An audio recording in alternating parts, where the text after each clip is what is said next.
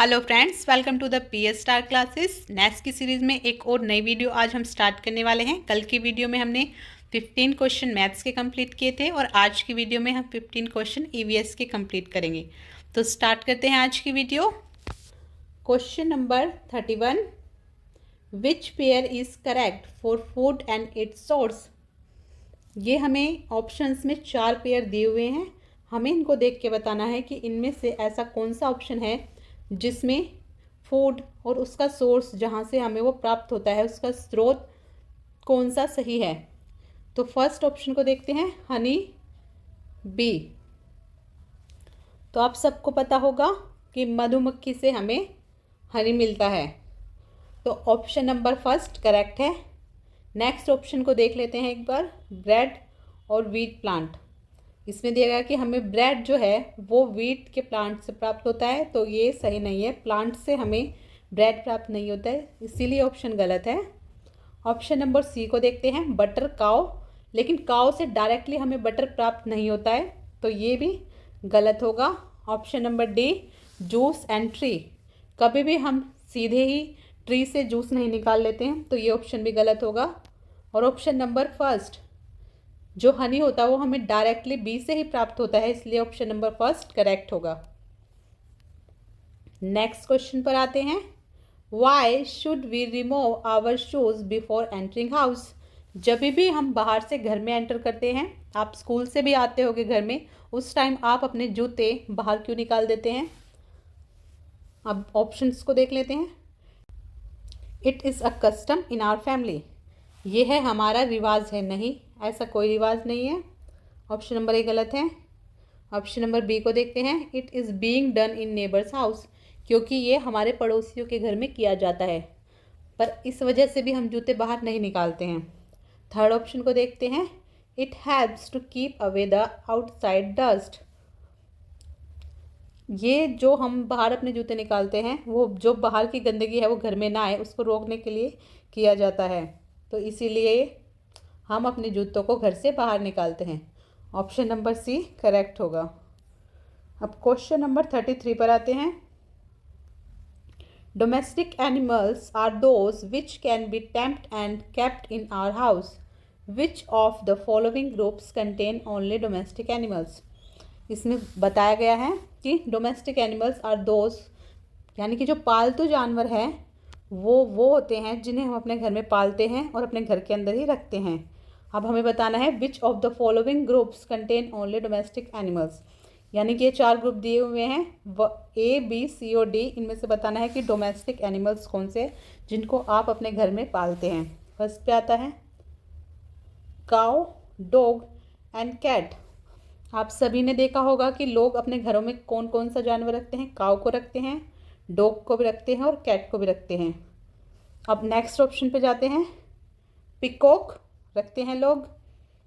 लोयन को कोई भी अपने घर में नहीं रखता है, तो ऑप्शन नंबर बी गलत होगा। सी को देख लेते हैं, गोट, टाइगर को आपने कभी देखा है कि वो कोई अपने घर में पालतू रखता है, नहीं, तो ये ऑप्शन भी गलत होगा।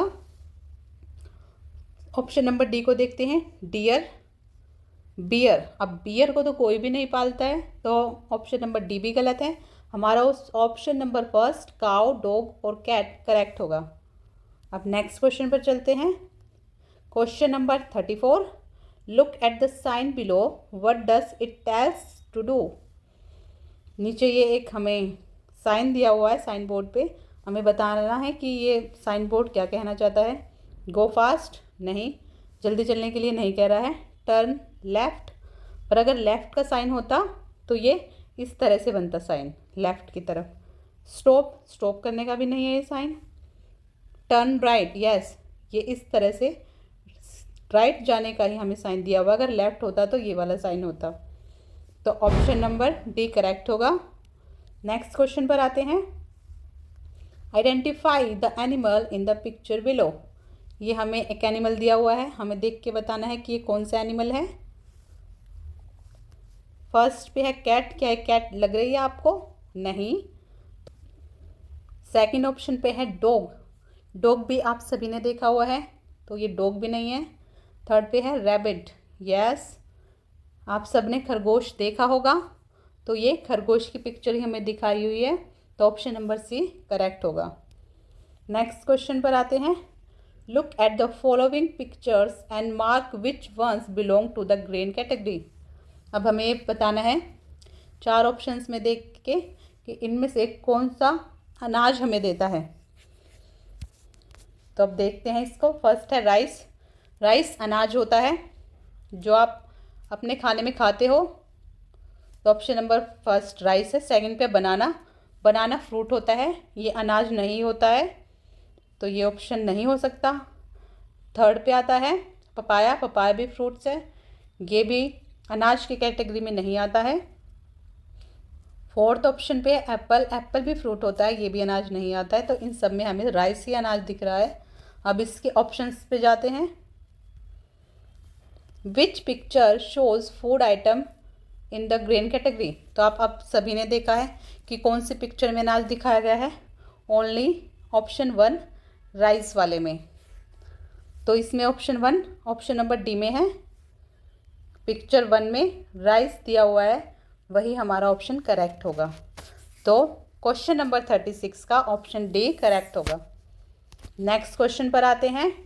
विच part of the plant helps it to stay upright and get nutrients from the soil. Plant का ऐसा कौन सा पार्ट होता है जो उसको स्ट्रेट खड़े रहने में और सोयल से यानी मिट्टी से न्यूट्रिएंट्स लेने में हेल्प करता है।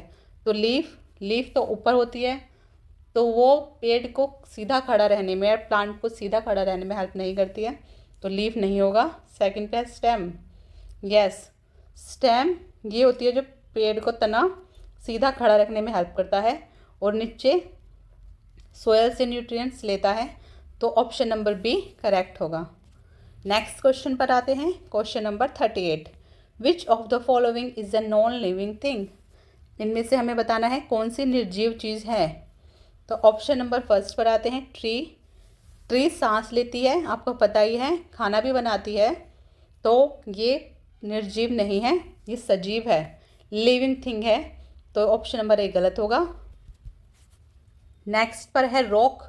रॉक हम चट्टान को बोलते हैं और चट्टान नॉन लिविंग थिंग ही होती है, यानी उसमें जीवन नहीं होता है, तो ऑप्शन नंबर बी करेक्ट होगा। ऑप्शन नंबर थर्ड भी देख लेते हैं। डॉग। डॉग भी लिविंग थिंग है, नॉन लिविंग नहीं है, तो ऑप्शन गलत होगा। बर्ड, ये भी लिविंग थिंग है, ये नॉन लिविंग नहीं है, तो ऑप्शन नंबर डी भी इनकरेक्ट होगा। ऑप्शन नंबर बी रॉक यानी चट्टान करेक्ट होगा। क्वेश्चन नंबर 39 पर आते हैं। What should you do if you here a fire alarm at school. अगर आपको अपने स्कूल में कभी भी फायर अलार्म सुनाई दे, यानी कि स्कूल में आग लग गई है, तो आप क्या करेंगे। कंटिन्यू प्लेइंग, आप लगातार खेलते रहेंगे। नहीं। इग्नोर इट, आप इसको इग्नोर कर देंगे, अनदेखा कर देंगे। नहीं। Leave the building quickly and calmly, आप अपने स्कूल की बिल्डिंग को फटाफट छोड़ देंगे और शांति से आराम से, ताकि किसी को चोट ना लगे, तो ऑप्शन नंबर सी करेक्ट होगा। क्वेश्चन नंबर 40 पर आते हैं। If you are caught in a flood what should you do.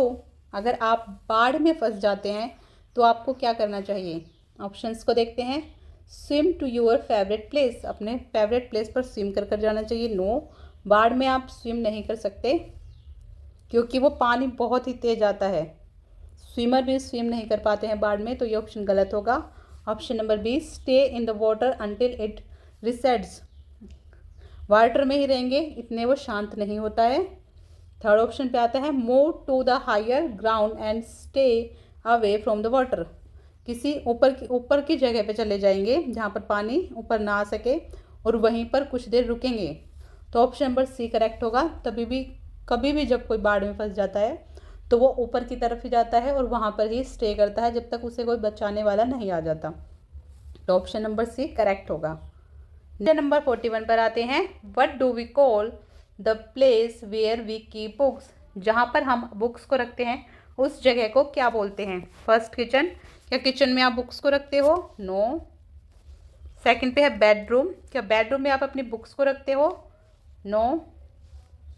Third पे है लाइब्रेरी, यस, लाइब्रेरी में आप सभी जाते होंगे, अपने स्कूल की लाइब्रेरी में आपने देखा होगा कि लाइब्रेरी में हमेशा बुक्स रहती हैं, तो ऑप्शन नंबर सी करेक्ट होगा। क्वेश्चन नंबर 42 पर आते हैं। What should you do if you see a person who needs help on the road. अगर आप रोड पर किसी ऐसे इंसान को देखते हो कि जिसको हेल्प की ज़रूरत है तो आप क्या करोगे? Option number first, walk away, वहाँ से दूर चले जाओगे, नहीं। Option number B, call for help, उसको हेल्प के लिए पूछेंगे। और अलर्ट एन एडल्ट, या किसी बड़े इंसान को हेल्प के लिए बोलेंगे। तो ऑप्शन नंबर बी करेक्ट होगा। जब भी आप किसी ऐसे इंसान को देखते हो जिसको कि हेल्प की ज़रूरत है तो हमें उसकी हेल्प करनी चाहिए। अगर आपसे हेल्प नहीं हो रही है तो किसी और को बोलना चाहिए कि वो उसकी हेल्प करे। नेक्स्ट क्वेश्चन पर आते हैं।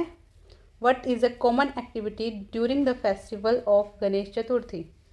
गणेश चतुर्थी के अवसर पर आप कौन कौन सी एक्टिविटी करते हो? Number B, creating and worshipping Ganesh ideals, Ganesh के पूजा करेंगे और उनके आदर्शों का पालन करेंगे। तो ऑप्शन नंबर बी करेक्ट होगा।